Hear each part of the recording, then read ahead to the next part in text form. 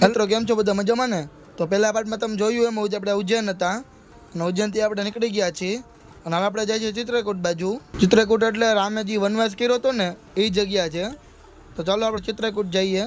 A few moments later. તો finally મિત્રો આપણે પહોંચી ગયા છીએ ચિત્રકૂટ અને ચિત્રકૂટમાં રહેવાની જગ્યા છે.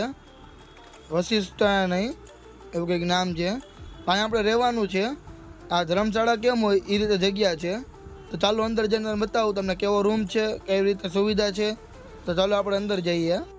આ છે કંઈક રૂમની અંદરનો નજારો. એમાં ટેબલ ખુરચીનો બધું છે, એસી પણ છે. એસી ઓલું જૂનું આવે ને એ બધું એસી છે. બાલ્કની પણ આવેલી છે અને બાથરૂમમાં ગીઝર એની પણ સુવિધા છે. આ બાજુ એમને ટેબલ છે અને અલમારી અને કાચ એવી રીતે છે. કપડાં સૂકવવા માટે પણ છે જગ્યા. તો આ રીતે કંઈક રૂમનો નજારો હતો. હું તમને બહાર જઈને બતાવું તો બહાર છે તમને કંઈક આવો નજારો જોવા મળે છે. બહાર તમે જોઈ શકો છો ખુલ્લું વાતાવરણ છે આખું.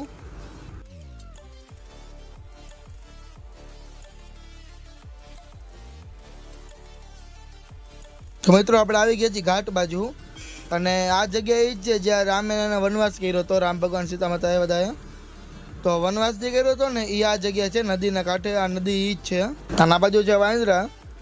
આ જો બચ્ચું કેવડું નાનું છે, હાવ નાનું છે બચ્ચું. દરિયા કાંઠે ઉભો છો, ફૂલ પવન આવે છે, મોજામાં હું ઉડી ગયો. ચાલો આપણે પુલ ઉપરથી નીચે આવી ગયા છીએ અને આ છે નીચે ઘાટનો નજારો. અને આ તમે બોટ અલગ અલગ જોઈ શકો છો કઈ ડેકોરેશન કરેલી છે. અને એ ખાલી ચક્કર મરાવા લઈ જાય. અહીં ત્યાં આવી રીતે જે પૈસા દઈને તમને આજુબાજુ લઈ જાય ને એ રીતે ચક્કર મરાવે છે. અને ડેકોરેશન કરી તમે જુઓ ખાલી ફૂલડા ને એવી રીતે સજાવેલી છે બોટને. અને એકને કેટલી બધી બોટ એવી રીતે શણગારેલી છે. અને આ છે ચારે બાજુનો નજારો જે ઘાટની આજુબાજુમાં મીઠાઈ ને ફૂલ ને બધું વેચે છે એ નજારો છે.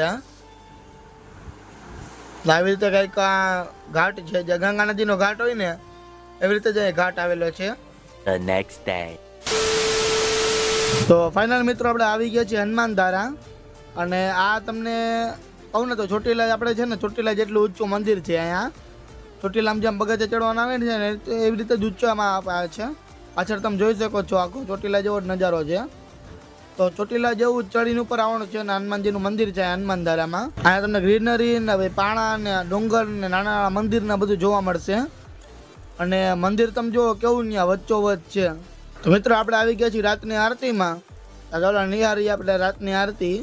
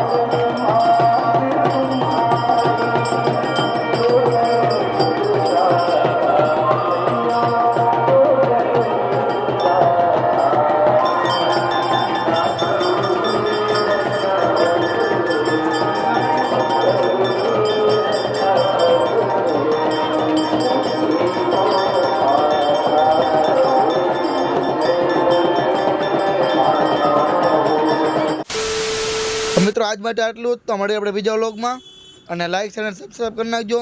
તો મળીએ આપણે બીજા વ્લોગમાં. Bye bye.